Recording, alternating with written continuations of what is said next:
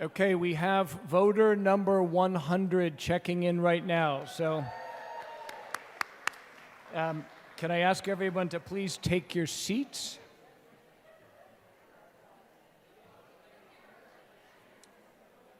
So the teller has informed me that a quorum is present, so the meeting will come to order.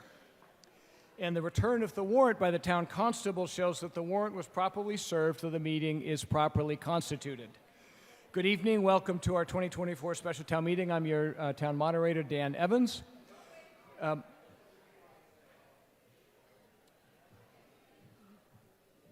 We will start the meeting, as we do every one of our meetings, with the Pledge of Allegiance. May I ask you to please stand, face the flag, hand on heart. Join me in the Pledge of Allegiance. I pledge allegiance to the flag of the United States of America and to the republic for which it stands, one nation, under God, indivisible, with liberty and justice for all. Thank you. Thank you very much for coming out on this fairly lousy night. We'll start with introductions. I'll try and do them quickly. In front of you, to my left, your right, we have our Board of Selectmen, Select Board. Ellen Marr, Paul Grady, Jack Creighton, David Farag, Chris Plex. We have our Assistant Town Manager, Michelle Leary. We have Town Council, Carolyn Murray. Behind me, at the big table behind me, your left is our Advisory Committee, Gina Stino, Chair, Mary McGoldrick, Mike Barkley, Mark Cameron, Fran Collins, Diane Kennedy, Mark Maggi, Vince Thornton, Meg Wheeler. Small table right behind me, we have our town clerk, Lisa Leger, and our assistant town clerk, Beth Anderson. Tellers behind them, we have Bette Baker, Susan Hobson, and Debbie Leggett. Guest policy, anyone who's not a registered voter was given a name tag, and they're sitting up here in the non-voting section.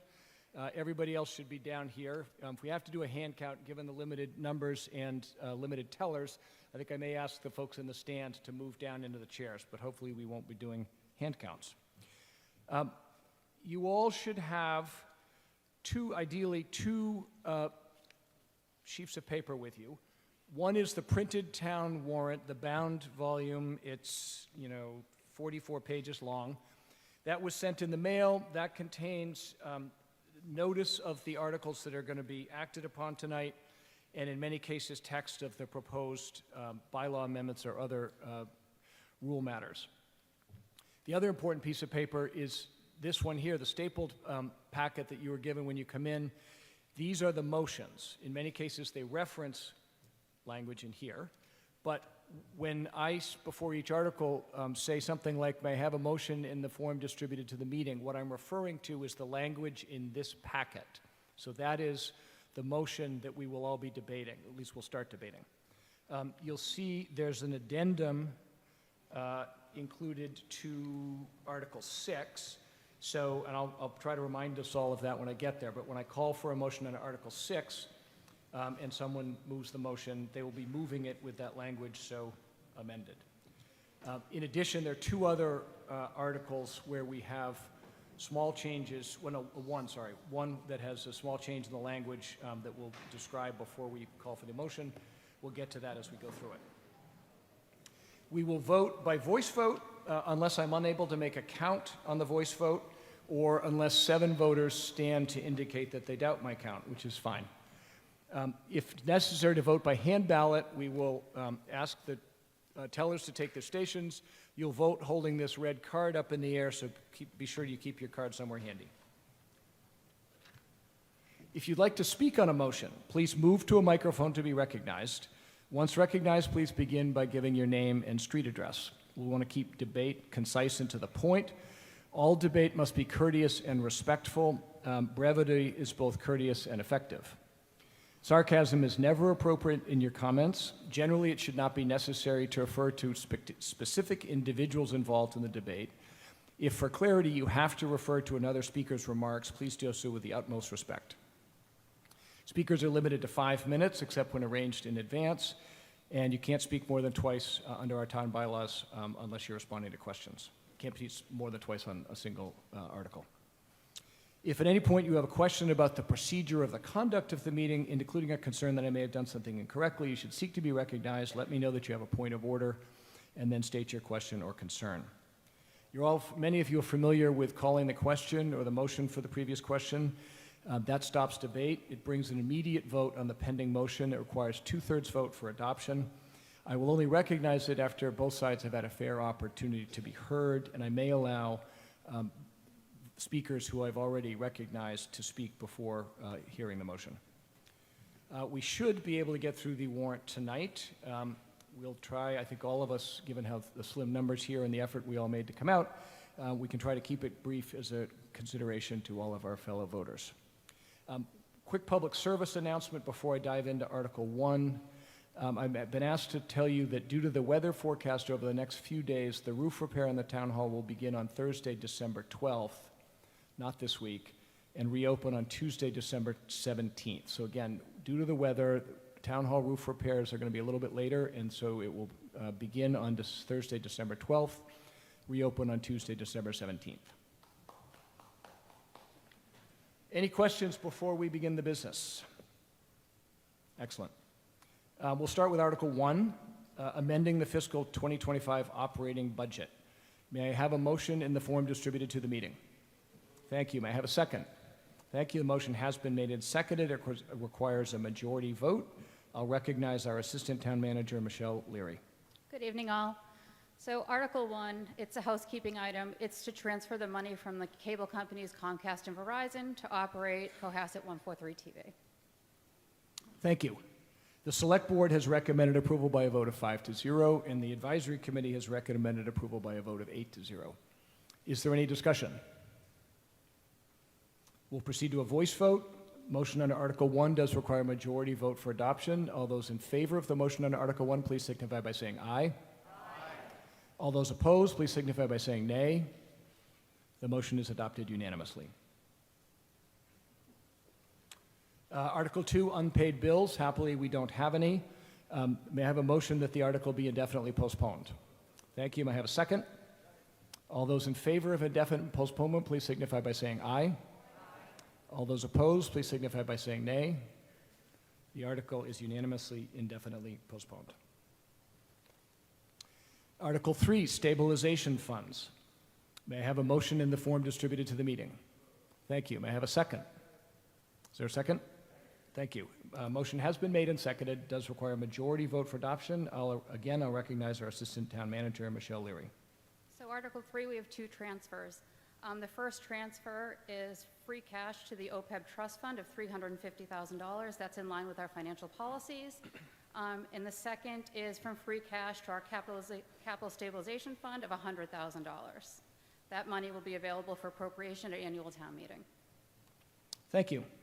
The Select Board has recommended approval by a vote of 5-0, and the Advisory Committee has recommended approval by a vote of 8-0.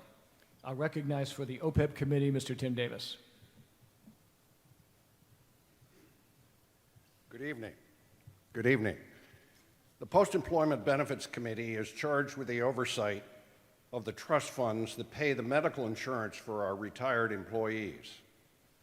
I am pleased to report that the unfunded liability dropped during the current reporting period from $29.1 million to $26.7 million. The committee has met with the two financial management firms that manage the OPEB trust funds, and they have both commented that Cohasset has one of the best, if not the best, policies in the state. They have also said that Cohasset is the only town, to their knowledge, that has kept current with that policy. I quote from the KMS Actuary's report, "The OPEB plan's fiduciary net position was projected to be available to make all projected future benefit payments of the current plan members." This is significant to the town well beyond OPEB. With the existing plan in place, bond rating agencies look favorably on Cohasset's ability to service its liabilities and therefore give the town a AAA rating. This will save the taxpayers of Cohasset millions of dollars in interest payments over the years. I would like to thank Linda Cole, my colleagues on the PEB committee, the Select Board, and the community for their continued support of the OPEB funding policy. Thank you. Thank you. Oh, and then about the harbor. Is there any other discussion, is there any discussion on Article 3? Danny, Mr. Jenkins? Leland Jenkins, Jerusalem Road. As I've done for the last couple of years, how much free cash did we get last year? We were certified at $1.8 million. What's that, you don't know? $1.8 million. And that's not free cash, that's overtaxation. Any further discussion under Article 3? We'll proceed to a voice vote. All those in favor of the motion under Article 3, please signify by saying aye. All those opposed, please signify by saying nay. The motion is adopted unanimously. Article 4, allocation of funds for one-time costs. May I have a motion in the form distributed to the meeting? Thank you. May I have a second? Thank you. The motion has been made and seconded. Does require a majority vote for adoption. I'll recognize our Assistant Town Manager, Michelle Leary. So here we have 6 projects. The first project is to renew the open space and recreation plan. The second is for the computer system, and it's correlated to Article number 8 for the Public Health Rental Inspection Program. The next would be the future structure of town government. Next, we have a transfer from the Waterways Fund to repair for docks, floats, and other equipment. The fifth project would be to maintain the electric charging stations in town. And finally, we have airlifting bags for the fire department. Thank you. The Select Board has recommended approval by a vote of 5-0, and the Advisory Committee has recommended approval by a vote of 8-0. Is there discussion? We'll proceed to a voice vote on Article 4. It does require a majority vote for adoption. All those in favor, please signify by saying aye. Aye. All those opposed, please signify by saying nay. The motion is adopted unanimously. Article 5, Community Preservation Committee. May I have a motion in the form distributed to the meeting? Thank you. May I have a second? Thank you. The motion has been made and seconded. Does require a majority vote for adoption. I'll recognize the chair of the Community Preservation Committee, Tom Reardon. Thank you. Article 5 consists of 2 projects. In the first, the Community Preservation Committee is recommending $75,000 be transferred from the Historic Preservation account to the Cohasset Military Memorial Committee to expand the memorial wall at the harbor. The new portion will recognize those Cohasset residents who served in the Revolutionary War and the War of 1812. This project will now complete a 60-year effort to honor all Cohasset residents who served in the nation's wars. The objective is to have this work completed by Memorial Day of 2025. In the second project, the CPC is recommending $60,500 to the town from the Open Space and Recreation account for improvements at the baseball field at Milliken Field. This work will include major renovations to the dugouts, plus adding foul poles and a new fence. While this will improve playing conditions for school athletes, it is fundamentally a safety project. The current situation is considered unsafe. In order to keep costs down, 2 local contractors lowered their bid to meet the $60,000 budget. An outside contractor had bid $150,000, so I think we're getting a bargain. In any event, the work is expected to be completed by the opening of the baseball season 2025. Thank you. Thank you. The Select Board has recommended approval by a vote of 5-0, and the Advisory Committee has recommended approval by a vote of 6-0. The Community Preservation Committee voted on separate items. Item 1 approved by a vote of 8-0, item 2 by a vote of 5-0. Is there discussion? We'll proceed to a voice vote on the motion on Article 5. All those in favor, please signify by saying aye. Aye. All those opposed, please signify by saying nay. The motion is adopted unanimously. Article 6, Capital Improvements Projects. Due to a technicality, I believe, at the state level, we are actually required to consider the subject matter of Article 6 in two separate motions. They are printed that way in your packet. So we'll probably end up having the initial discussion and recommendations covering both of them, but I'm going to ask for a motion described in the packet as the motion A. May I have a motion in the form of motion A?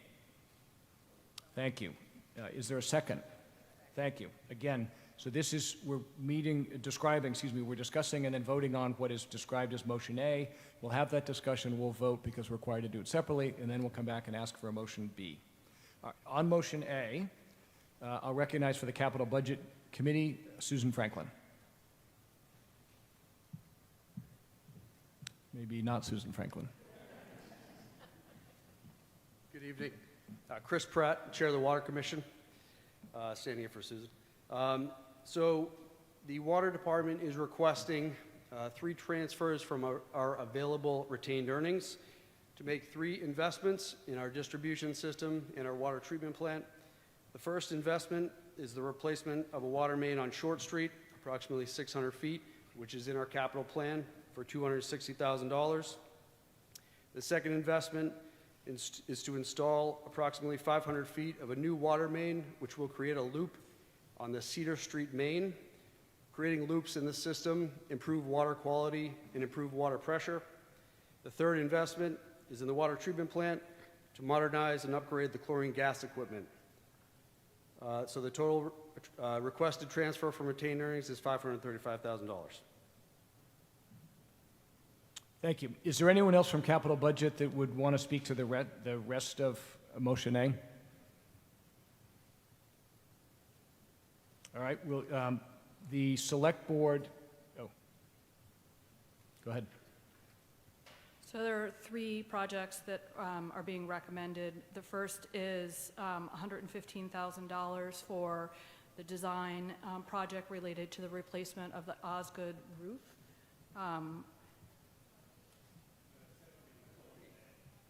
No, that's under motion A. Motion A includes A, Enterprise Fund, B, General Fund. Motion B is a couple pages later. And then the second is the $1.4 million for the new fire alarm for the Cohasset Middle High School. And the third project is $17,000 for the patrol rifles for the police department. Point of order, Mr. Chairman? Yes. Mr. Moderator, excuse me. So item number 4, relative to the Osgood roof, is actually the item that implicates motion B. That language is dictated by the Massachusetts School Building Authority. Yeah, no, I'm just trying to, maybe town council can help on this as well. I'm just trying to see if the language under motion B completely stands on its own, so we don't need. And I apologize. My name is Craig McClellan. I reside at 8 Rustic Drive. Sorry, say that My again. name is Craig McClellan. Oh, no, reside at thank 8 you. Rustic Drive. I Thank you. apologize. Yeah. Hold on, give us 30 seconds.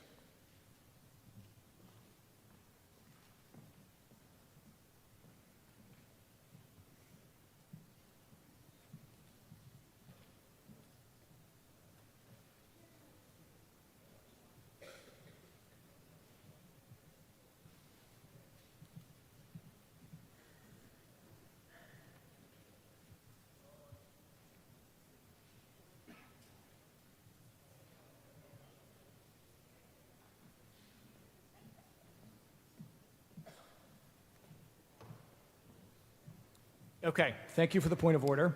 We have a resolution. So the motion is technically correct, albeit a little confusing. In the third line of the motion, it talks about as set forth in projects 1, 2, 3, 5, and 6. So notwithstanding that item 4 was left in the table, the language of the motion actually doesn't pick it up. So the speakers were correct. That $115,000 school stabilization fund design and project management for Osgood roof replacement, although it appears in the table, that is not covered by motion A. Everybody good with that explanation? Thank you.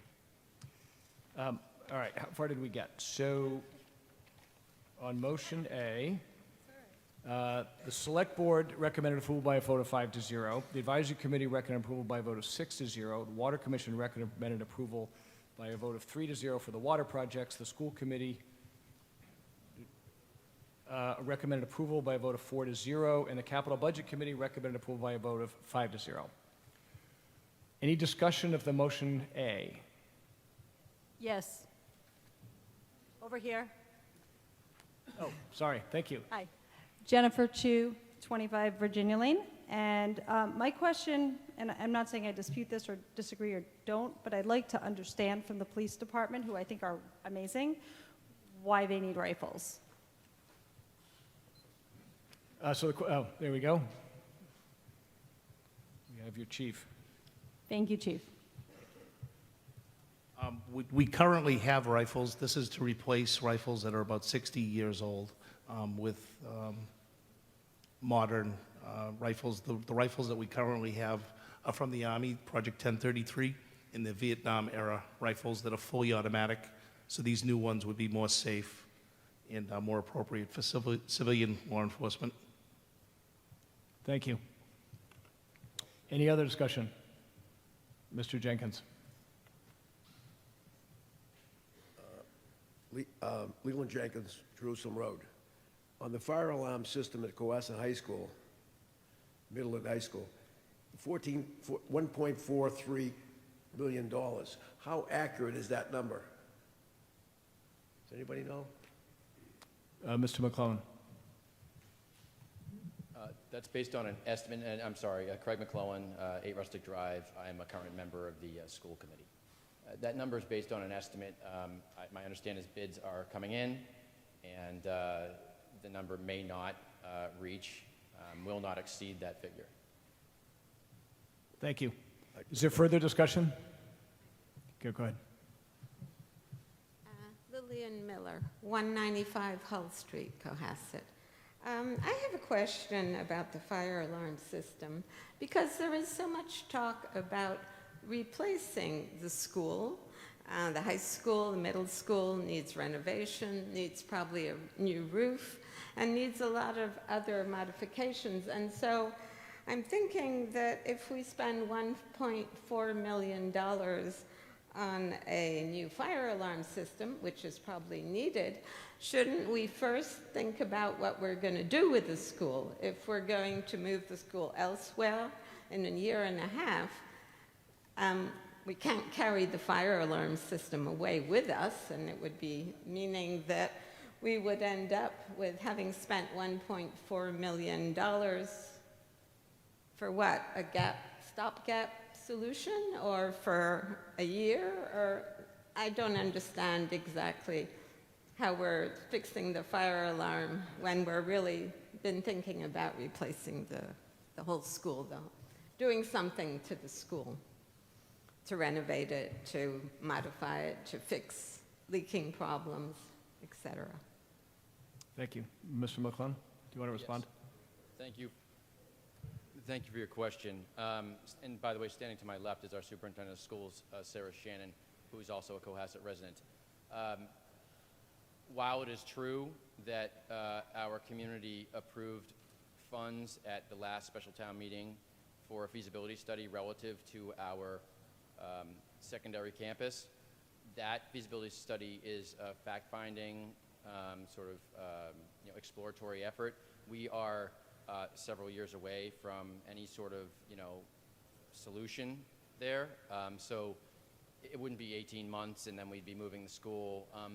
This is an issue that obviously implicates safety equipment that's nearing the end, has not reached, but is nearing the end of its useful life, and it's critical to the needs of the school. So we can't engage in deferred maintenance with the safety equipment. So we have to take care of the asset that we currently have, because we don't know what train will ever arrive at the station in terms of a new solution for our secondary campus. So it's something that we have to engage in. Thank you. Is there any further discussion? Yes. Is it a new point? Do I have the right to ask a second question? Yes, if it's a new point, sure. What about the roof for the high school? Is there any talk of fixing that? Is it still leaking, or am I inaccurate in So the roof at the high school is not in, I mean, yes, it leaks, but not in need of replacement if we're going to fix the whole building. It's not a safety issue. The fire alarm system, if it failed, we would not be able to occupy this facility. So that's why the fire alarm system is of more importance than the roof. But we do know that the roof at the Osgood needs a replacement, which is why you see that request as well. And that is a project that has been accepted by the MSBA, and they will support us in providing a proportion of reimbursement for the Osgood roof. Any potential building, we haven't been accepted into the MSBA process yet for the middle high school. So at this point, any potential building project is not able to be realized. And so even if they accepted us in next December, we would still be looking at a potential 7 years before we entered in and occupied a new building. Our fire alarm system will not last 7 years. Thank you. Is there any further discussion? Ms. Jenkins. She was first. Oh, I'm Jocelyn Okay. Dana Thomas from 27 King I'm Street. sorry, say one more time. Jocelyn Dana Thomas, 27 King Street. It goes back to the gun patrol rifles. I'm just wondering about the usage of those, if we've had them for 60 years, if it's something that is required or if there's some alternative. I know you're saying it's the best, but I'm not understanding, like, how much do they get used if that need is actually there? We use them 4 times a year to train with, so they're fired at least 4 times a year. Multiple times we have to qualify with these weapons. Again, these were used weapons that we have now to start with from Vietnam, and we need to replace those now. There's just much better civilian rifles with proper optics, and they're just much safer for civilian law enforcement. So it's like it's like a fire extinguisher. You don't need it till you need it. Thank you. Ms. Jenkins? Yes, Leonore Jenkins, Jerusalem Road. I just have a question about leaking roofs. We have the roof at the Deer Hill School apparently is leaking, and in the cafeteria where the children are eating, the drop ceiling has been open for several months with a light fixture that needs repair. I'm wondering if that's on the table at all to be fixed?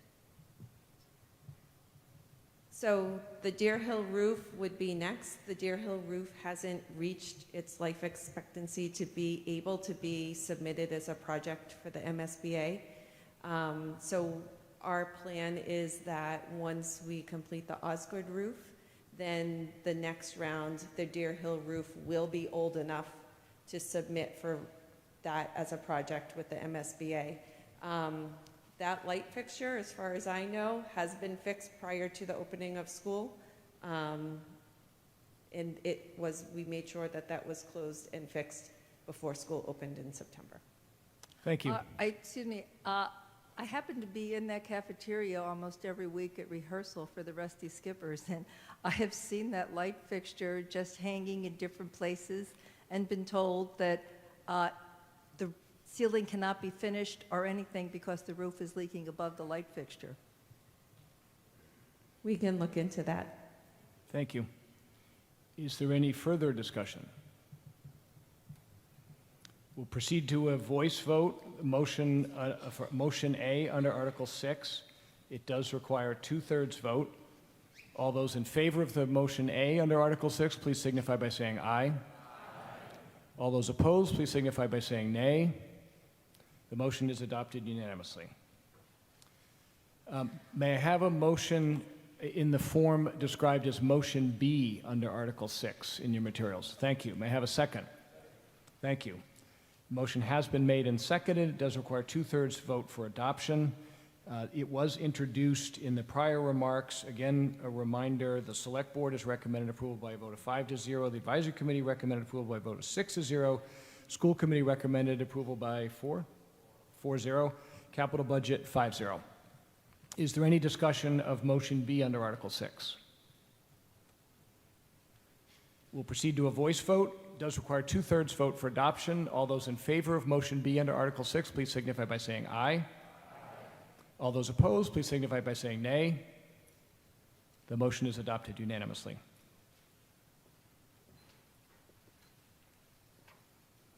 Article 7, amendments to South Shore Vocational Technical High School Regional Agreement.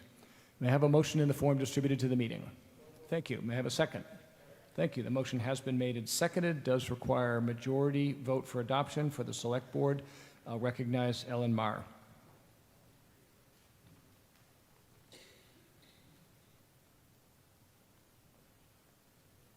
Good evening. So this article, it amends the way fixed costs are assessed the way costs are assessed from being fixed to being a rolling 4-year average, and this is due to the fact that Marshfield is joining the district. Thank you.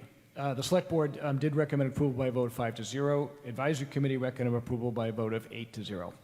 Is there discussion?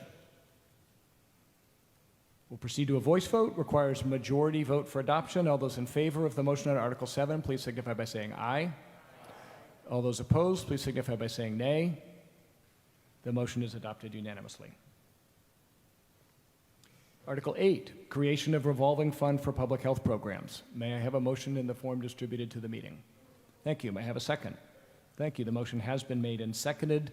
Requires a majority vote for adoption. Again, I'll recognize the chair of our Select Board, Ellen Marr.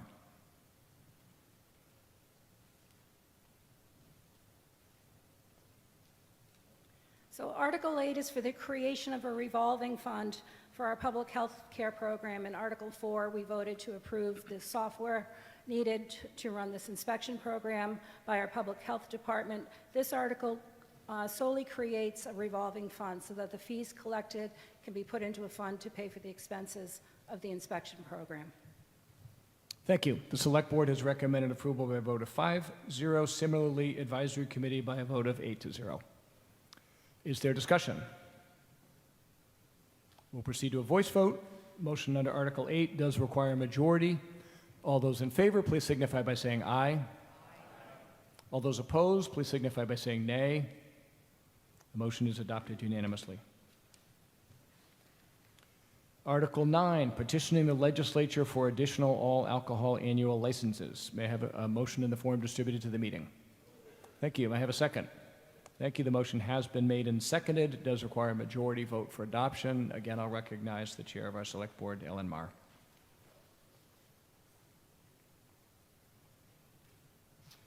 So Article 9 is seeking permission for the town of Cohasset to add additional all-alcohol on-premise liquor licenses.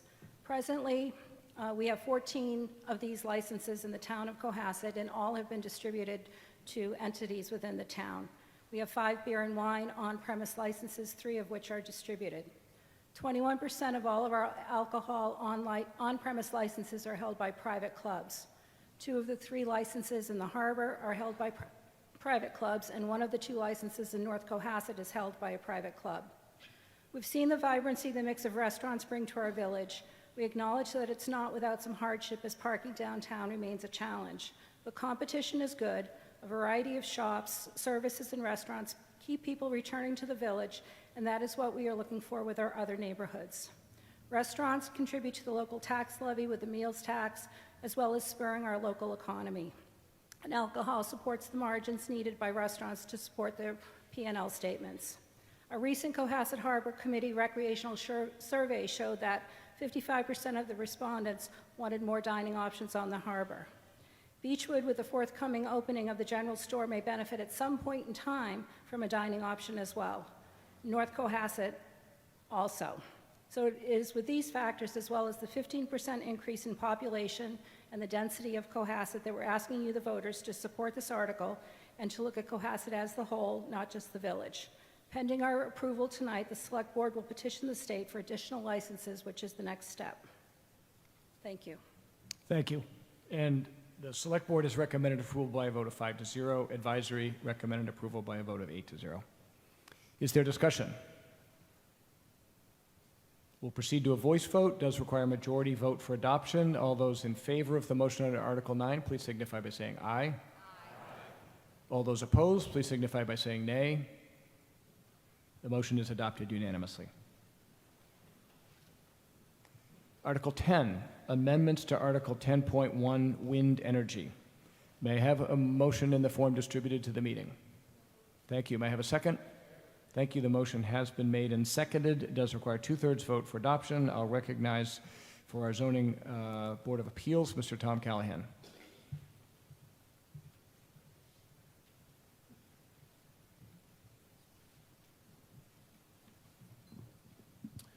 Thank you. Actually, Tom Callahan, 35 Hillside Drive, Chair of the Planning Board. Oh, excuse me. Thank you. No worries. Just an overview of tonight, these 7 articles for the zoning are probably the last steps needed for our reform of the entire zoning bylaw. As I've reported before, the bylaw probably was not looked at in any comprehensive manner since at least 1986, and we were way overdue for it. And I can assure you that after we go through these 7, even if we haven't made changes to every section of the bylaw, we have looked at it from top to bottom. There will obviously be tweaks and additions and changes to be made in the future, as we've done over those intervening 36 years, but we are now really at the end point for the reform that we embarked on 3 years ago. And we've gone through multiple town meetings to do this in steps, and I appreciate the support of this meeting, of the 2 boards up here, my planning board, the zoning board, and the members of the prior zoning bylaw committee and zoning bylaw working group. It's been, and of course town council has been indispensable to this. So I appreciate everyone's support, and these articles that are here tonight are to take us down the home stretch. So Article 10 is really a housekeeping article. The intent of both this article and the next one was to take the wind and solar bylaws, and this one is the wind bylaw, and shorten it up. It was a long, arduous bylaw. Shorten it up, make it a little more user-friendly, and take materials that might need change due to the state-of-the-art application materials, decommissioning materials. Take those out of the bylaw and put them into regulations where they can be more quickly amended on the fly as we need to amend them. Application processes have been changing over the years, going from paper to digital, so things of that nature. The substance of the bylaws as they exist today have not changed. This is, again, simply housekeeping to make it more streamlined and to move material that's more easily dealt with and better, more appropriately dealt with as regulations into regulations and out of the bylaw itself. Thank you. For the Select Board, I'll recognize David Farag.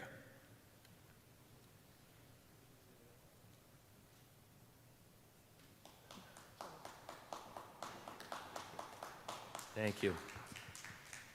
For over the last 2 years, the town of Cohasset has embarked to fully overhaul the Cohasset zoning bylaw, which has not been fully revised in over 30 years. Fully revising the bylaw is important in order to bring it up to 21st century legal standards, as well as balancing development and protecting the town's character. We would like to thank all the committees and the community for assisting in this project, as well as our town council, KP Law, for their legal work. This is the first article regarding the wind energy, and the Select Board voted unanimously 5-0 in favor. So thank you. Thank you. The Advisory Committee recommends approval by a vote of 8-0. Planning Board recommended approval by a vote of 6-0. Zoning Board of Appeals approval by a vote of 4-0. Is there discussion? Yes. Sarah Sharon, 40 Cedar Acres Lane. I was just wondering if we could strike 2 words, Article 10C, letter little e, which is the section on land clearing, open space, and rare species. I was hoping we could strike the when feasible from the first sentence so that it could instead just read, wind turbines shall be designed to minimize land clearing and fragmentation of open space areas and shall avoid permanently protected open space, period, and not to avoid permanently protected open space when feasible. I think we all know how hard it is to permanently protect open space in our town, and I think if we do, that we should not have wind turbines there. Are you proposing that as an amendment? I would propose an amendment to strike the words "when feasible" at the end of the first sentence of Article Okay, so 10C. she is proposing an amendment to delete two words. They're on page 12. I think it's about third or fourth line from the bottom, the last two words of the line. Is there a second? All right, the motion has been made and seconded to delete those two words. We'll discuss the amendment. We'll vote on the amendment, up or down on those two words, and then we will go back to discussing the overall bylaw. Is there any discussion of the proposed amendment? I'll just say again, the intent of looking at this article and the next one was not to upset the apple cart of the existing text, but that change is fine. Is not a great consequence, and actually is better to take out when feasible. I would agree with the argument made for it. So. Okay. Mr. Callahan has agreed with the proposed amendment. Is there any further discussion on the amendment before we proceed to vote on the amendment? Very well. Proceed to vote on the amendment. If the amendment passes, those two words, when feasible, are struck. If the amendment is defeated, the two words stay, and then we go back to the main motion. All right, so the amendment requires a majority vote for adoption. That's true even though the article does, the motion itself requires two-thirds. The amendment requires majority. All those in favor of the amendment to strike the two words, when feasible, please signify by saying aye. Aye. All those opposed, please signify by saying nay. Okay, the amendment passes. The two words are stricken from the main motion. We'll now go back to discussing the main motion. Is there any further discussion of the main motion? We'll proceed to a voice vote. It does require two-thirds vote for adoption. All those in favor of the main motion as so amended under Article 10, please signify by saying aye. Aye. All those opposed, please signify by saying nay. The motion is adopted unanimously.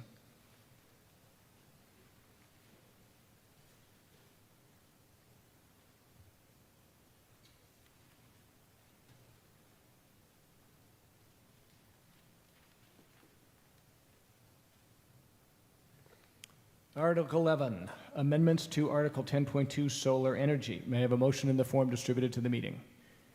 Thank you. May I have a second? Thank you. The motion has been made and seconded. It does require two-thirds vote for adoption. I'll recognize again the chair of our planning board, Tom Callahan. Thank you. This is the same intent here. This was with the solar energy article, which regulates large solar arrays. Again, just to streamline the bylaw itself and to move material better suited for regulations out of the bylaw and into regulations. That's simple. Thank you. The Select Board has recommended approval by a vote of 5-0. Advisory Committee recommended approval by a vote of 8-0. Planning Board recommended approval by a vote of 6-0. Zoning Board of Appeals recommended approval by a vote of 4-0. Is there discussion? We'll proceed to a voice vote. Motion on Article 11 does require two-thirds vote for adoption. All those in favor, please signify by saying aye. Aye. All those opposed, please signify by saying nay. The motion is adopted unanimously. Article 12, amendments to Article 9.4 Floodplain and Watershed Protection District. May I have a motion in the form distributed to the meeting? Thank you. May I have a second? Thank you. The motion has been made and seconded. Requires two-thirds vote for adoption. Again, the chair of the planning board, Mr. Tom Callahan. Thank you.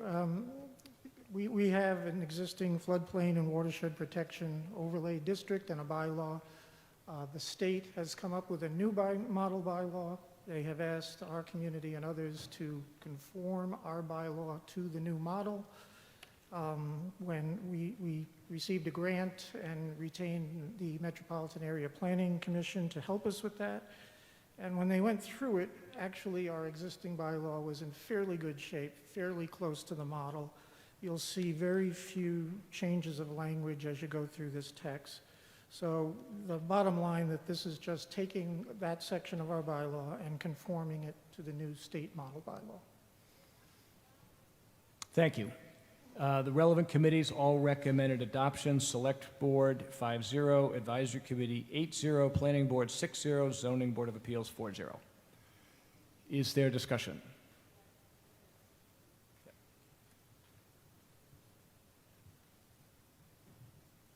Jean Estino, Chair of the Advisory Committee, 17 Flintlock Ridge Road. In the proposed motion, It states that it's Article 9.4 Floodplain and Watershed Protection Act, District, sorry.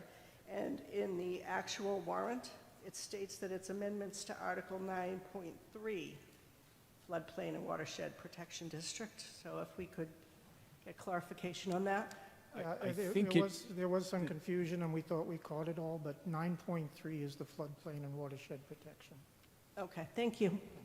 Yeah, and I think it may be answered by the motion itself. The language that is in the packet mentions that all references to section 9.3 in the warrant be changed to 9.4. So I think that's how it's tackled in the motion. Is there further discussion?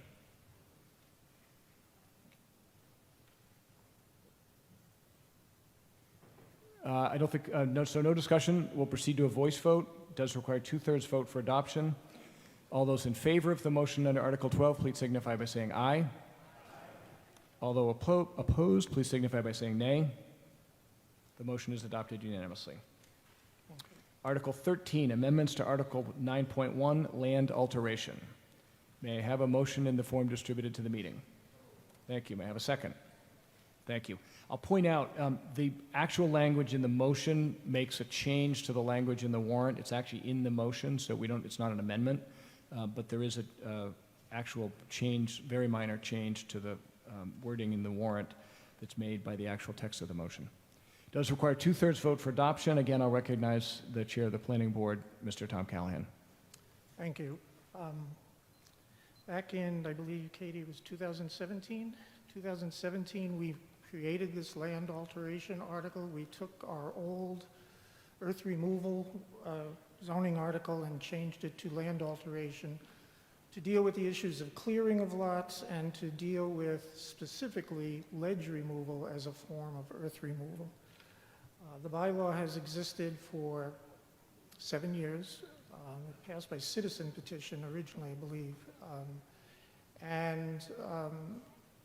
What it calls for is in certain circumstances with respect to ledge, which is the critical issue that we're here for, is a special permit if you're going to remove certain amounts of ledge in certain areas, an exposed ledge, not subterranean ledge.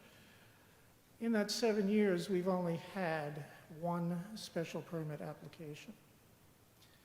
And we've attributed the reason for that is that there's just too many exemptions to it to make the bylaw almost worthless. In the case of exposed ledge, what is exempted is the ledge that you might need to remove to build the primary structure, the house, and the utilities associated with that, but also all of the accessory structures that go with that. So we cannot prohibit ledge removal altogether, and I will tell you that there is a sentiment amongst the planning board and others in the community to do just that, but we can't do that. So what the proposal here is to take away some of the exemptions. The thresholds, the quantities, all of that is remaining the same. It's just to take away some of the exemptions. So with respect to the clearing part of the regulations, the one exemption we're removing is the exemption for lots under 18,000 square feet. Those are the very small lots. We didn't think there was any particular reason that they should be exempted. 18,000 square feet is the minimum size required for lot Residence A, which is our smallest residential district. So this is for grandfathered smaller lots. In the ledge removal section, we took away the exemptions for the accessory structures. So if you have exposed ledge face, and that term is a defined term, and you want to build your primary house, that's exempt. You want to put in utilities, that's exempt. But a separate garage, tennis courts, driveways, or swimming pools, pickleball courts, everything else that's accessory will no longer be automatically exempt. It's not a prohibition. It just means you will go through a special permit process. And again, the intent of this bylaw and switching from the old-fashioned earth removal bylaw 7 years ago was to add some protections for ledge, which was a unique visual characteristic of Cohasset that we all thought was worth preserving, and to do that through the application of a special permit process. We have, in the last year or two, particularly in the last few weeks, we are constantly getting calls about blasting here, blasting there. You all see it all around town. The lots that are left to develop are the ones that weren't developed because of ledge for reasons long ago. Now they're getting developed. So we want to at least have some more scrutiny on these projects that are going in by expanding the scope of what might be caught by a special permit. And a special permit is, there's certain criteria that has to be met, but it's not an automatic yes, but it's also not a prohibition of anything. So that is what the intent of this, the amendments here are trying to do. Thank you. The Select Board has recommended approval by a vote of 5-0, Advisory Committee approval by a vote of 8-0, Planning Board approval by a vote of 6-0, and the Zoning Board of Appeals recommended unanimously. Is there discussion? Mr. Sawchuk. Wayne Sawchuk, 432 Beechwood Street. I really have a problem with this. At first, it's coming in so late that I haven't had a chance to really go into it too much. But the earth removal, the clearing, the exposed ledge face, a portion of rock that's above the ground, grade at any given point and subsurface rock formation extending 15 feet from the exposed area. Now, I talked to Tom a little earlier and stuff. That's one part of ledge.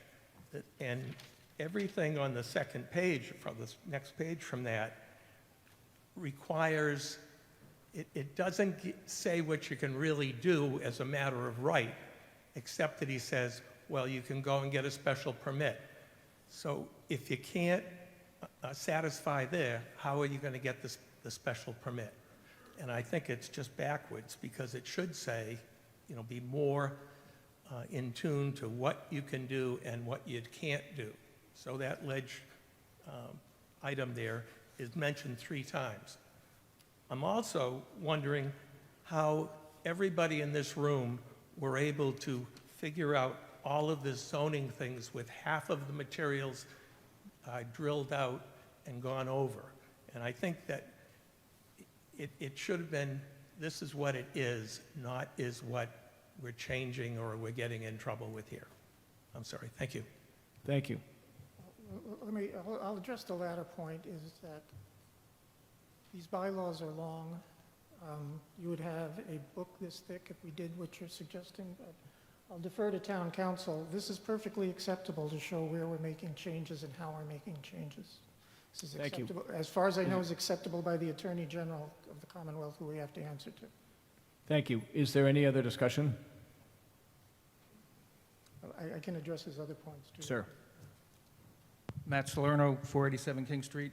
Tom, can you maybe explain a little bit more about this 15 feet thing?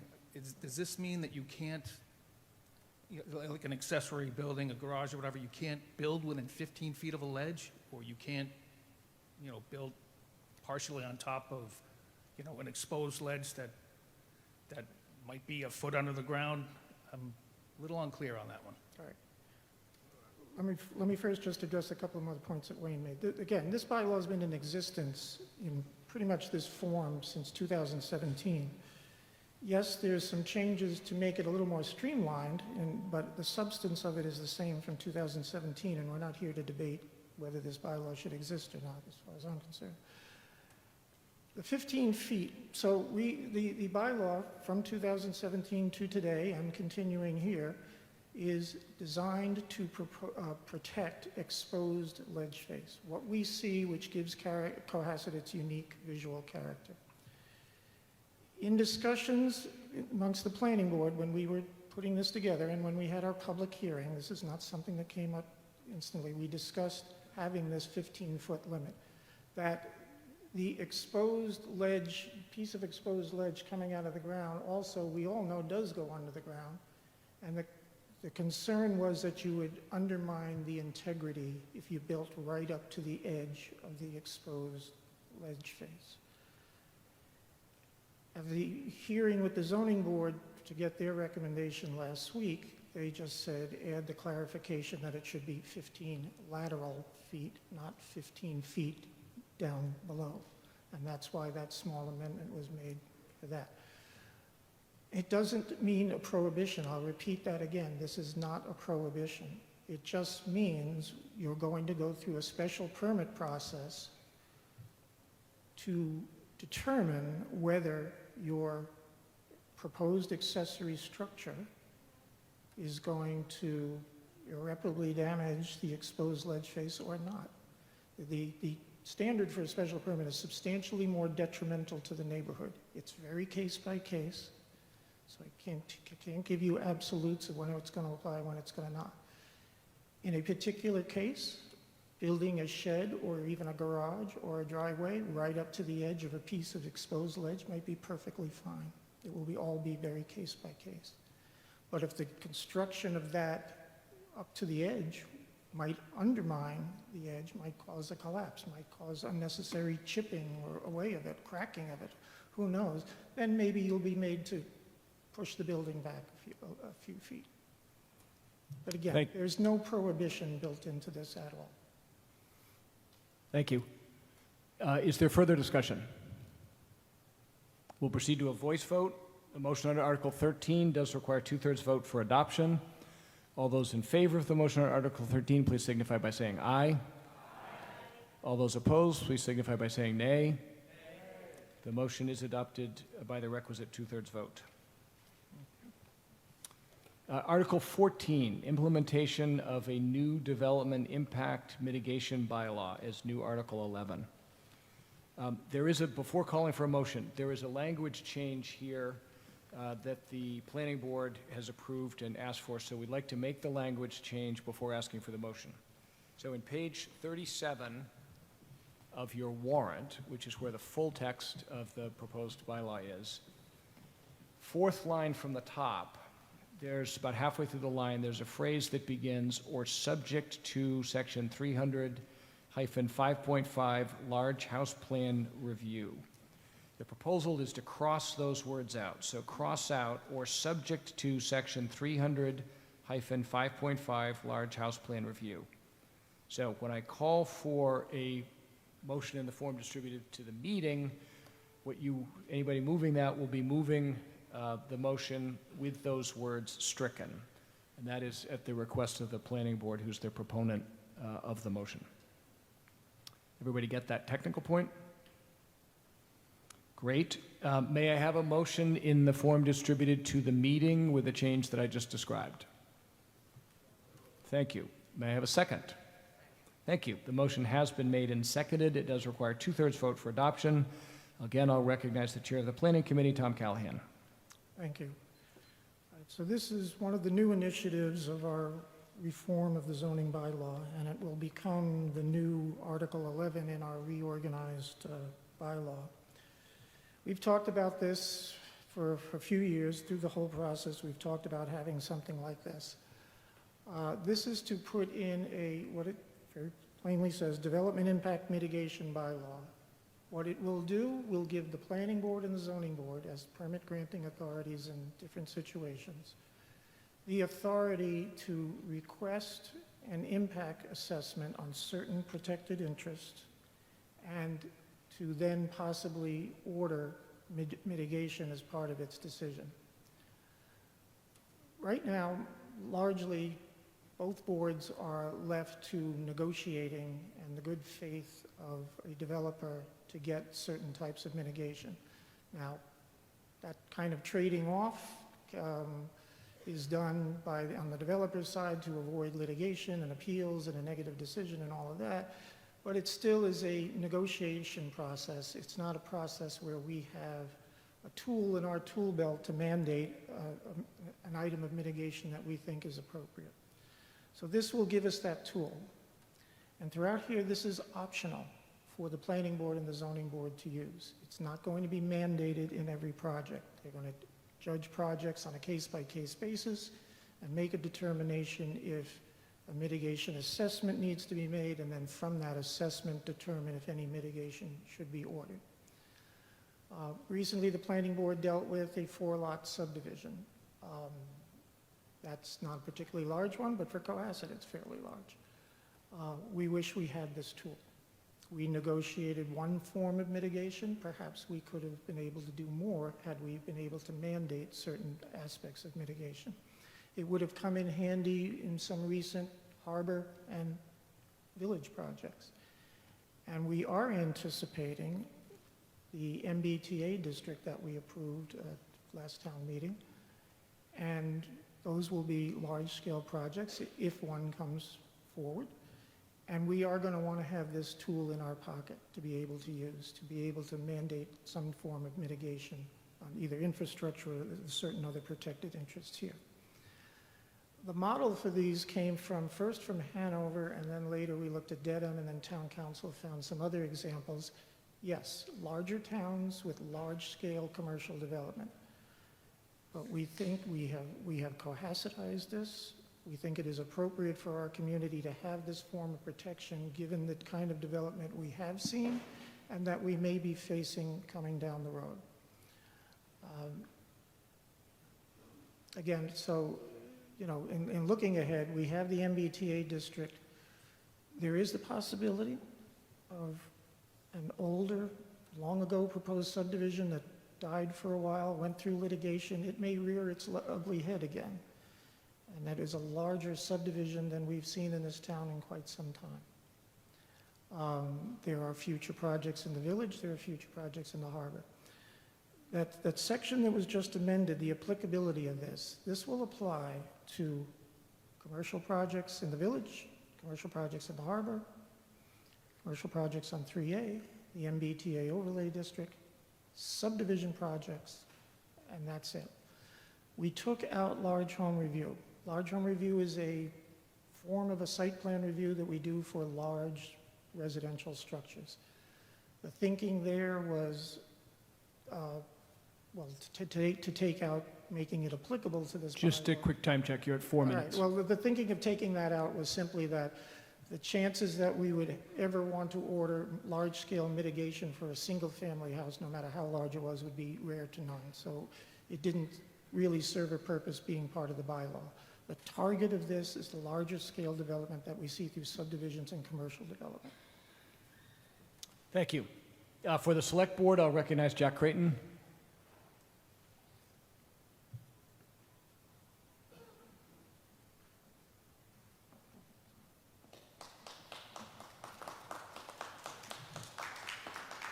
I think there's any applause that goes for all of you who came out on this rainy night so we could get this meeting done. Anyway, briefly on mitigation, it simply gives the town a needed tool to protect ourselves from the anticipated or unanticipated consequences of a new development. If somebody develops something new, and this is not for single family or large homes, there's going to be a cost, sidewalks. Maybe you have to do something to a playground. Maybe you have to redo the streets. Maybe there's some solid waste or drainage issues.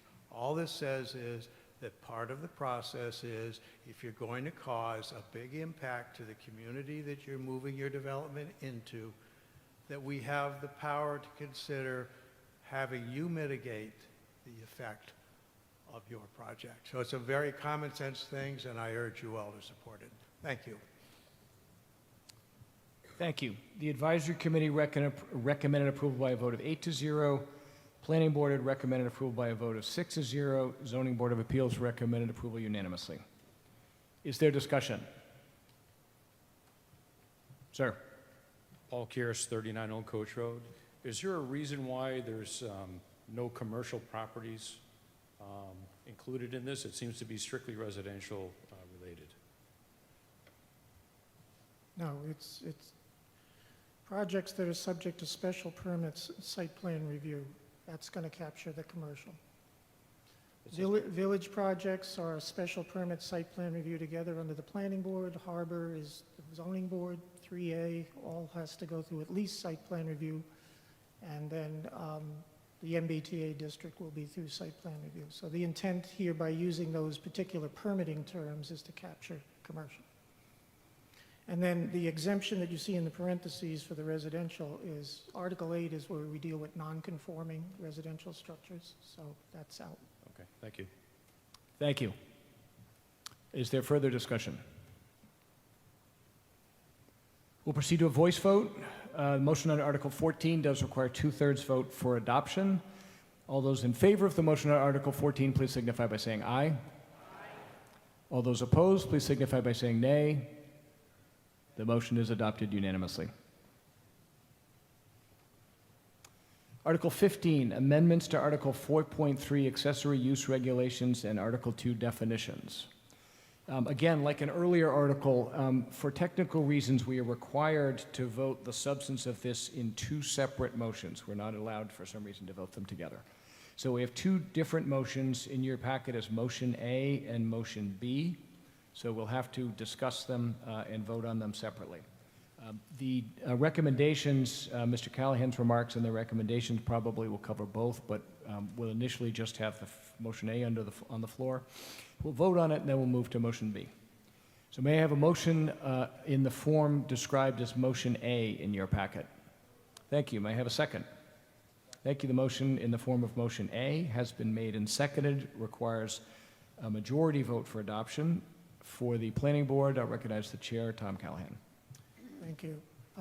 You may recall at this time last year, when we reorganized Article 4, our section regarding uses under the bylaw, we took our accessory dwelling bylaw, which was standalone, moved it into Article 4, and then we also allowed for the first time that accessory dwelling units could be built in an outbuilding, not just in the main house. Since we made that amendment, the state has passed the Massachusetts Affordable Homes Act, and it has decided under that act that accessory dwelling units of a certain size can be allowed as of right. Under our bylaw, both in its pre-amendment form and as amended last year, we would allow an accessory dwelling unit by special permit. So this article is to now conform our accessory dwelling bylaw to the state's bylaw, the state law, by making accessory dwelling units, whether inside a house or in an accessory structure, as of right, up to 900 square feet.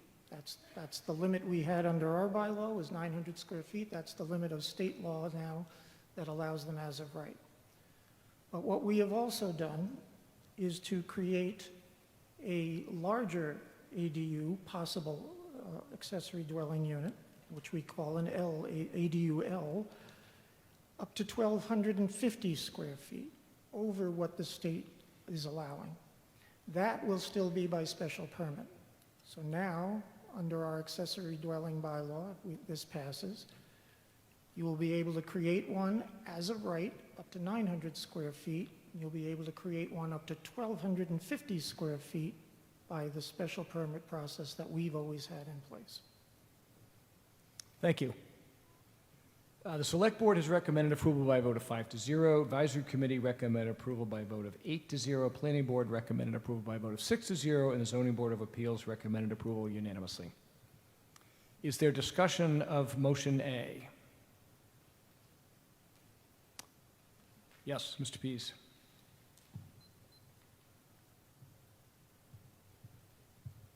Sam Pease, 3 Sankey Road. Is the size of a lot on which this accessory dwelling is allowed have a limit? In other words, if you've got a lot that's 6,000 square feet, can you still have, or does it have to be a certain size and bigger? One second.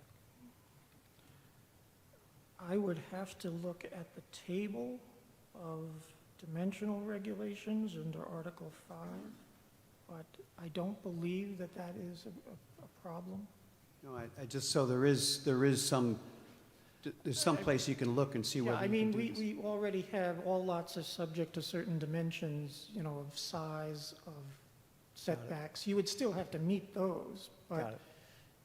if you do, you now get an accessory dwelling unit as of right up to 900 square feet. Thank you. Either in your house or as a separate standalone structure.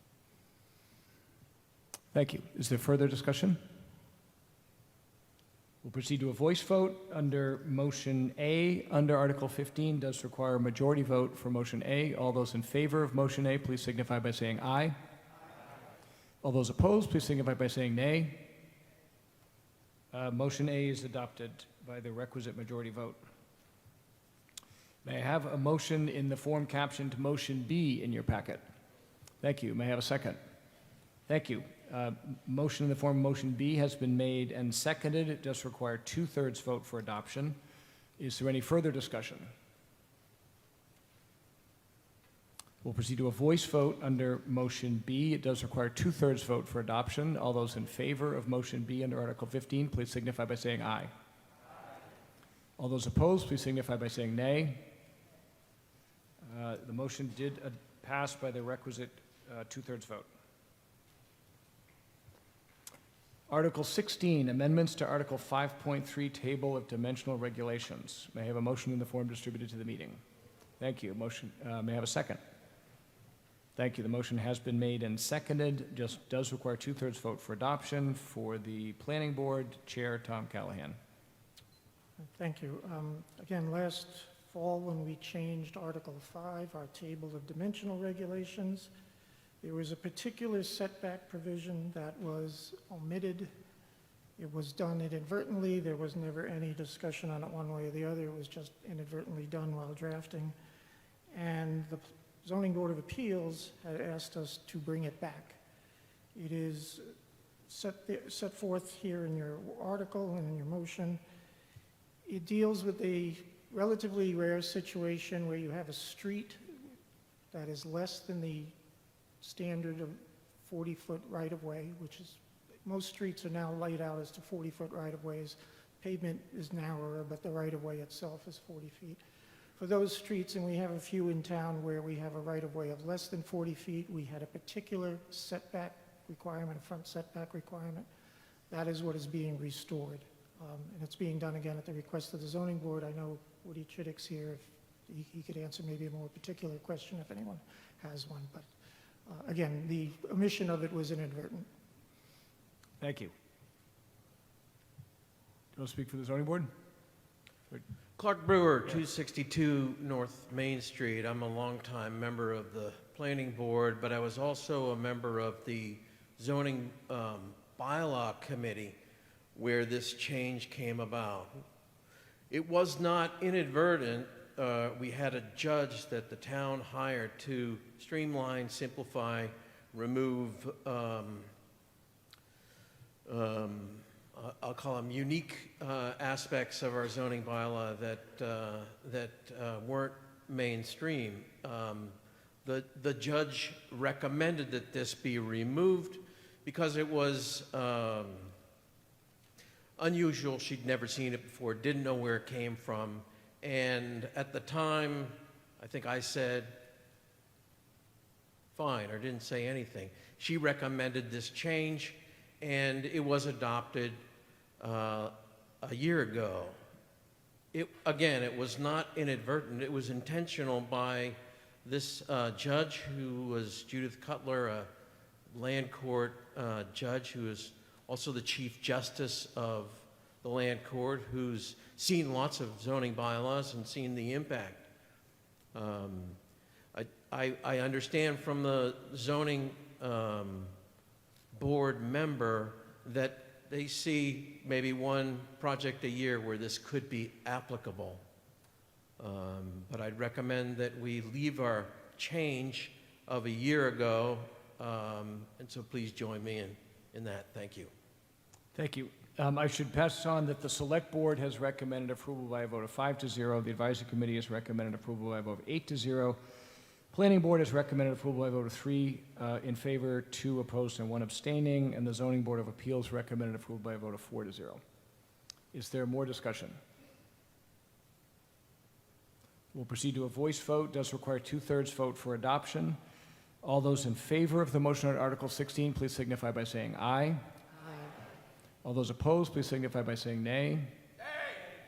The motion did pass by the requisite 2/3 vote. We'll proceed to Article 17, amend MBTA zoning consistent with EOHLC feedback. May I have a motion in the form distributed to the meeting? Thank you. May I have a second? Thank you. The motion has been made and seconded. It requires a majority vote for adoption. I'll recognize again the Chair of the Planning Board, Tom Callahan. Okay, last but not least is more mess-ups from the state. Just a brief history, we passed the MBTA Communities Act zoning district last spring. Prior to that coming before you, the state agency that's changed its name and is now known as EOHLC had given us a tentative approval of the bylaw as it was written. And then, of course, after town meeting, the AG approved the bylaw, and so it is in effect, and the district exists. EOHLC, in its wisdom, came back, though, and said, oh, wait a minute, we have a little conflict here with one of your other bylaws. So the MBTA overlay district overlaps with the boundaries of our, what is it called under 9.4, the Watershed Protection District bylaw, Water Resources District. So there's an overlap of these two areas.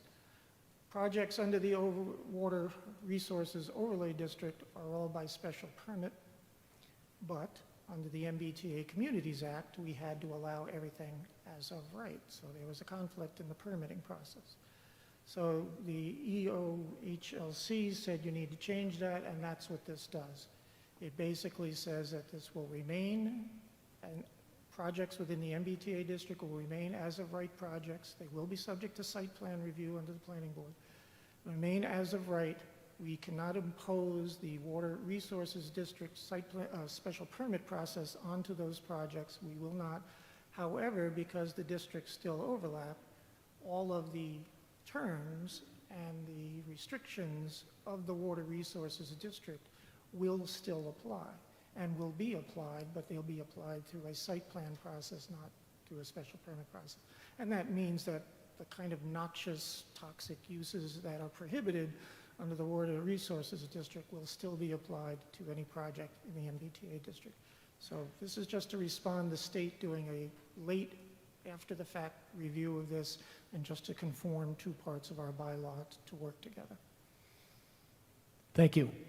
The Select Board has recommended approval by a vote of 5-0. The Advisory Committee recommended approval by a vote of 8-0. Planning Board recommended approval by a vote of 3 in favor, 2 against, 1 abstaining. And the ZBA recommended approval unanimously. Is there discussion? Requires a majority vote for adoption. We'll proceed to a voice vote. All those in favor of the motion under Article 17, please signify by saying aye. Aye. All those opposed, please signify by saying nay. The motion is adopted unanimously. Article 18. Once again, let me just say, if I can, Dan, this has been a long process, 3.5-year process. I truly appreciate the support of town meeting for all the reforms of the bylaw. Thank you very much. Thank you.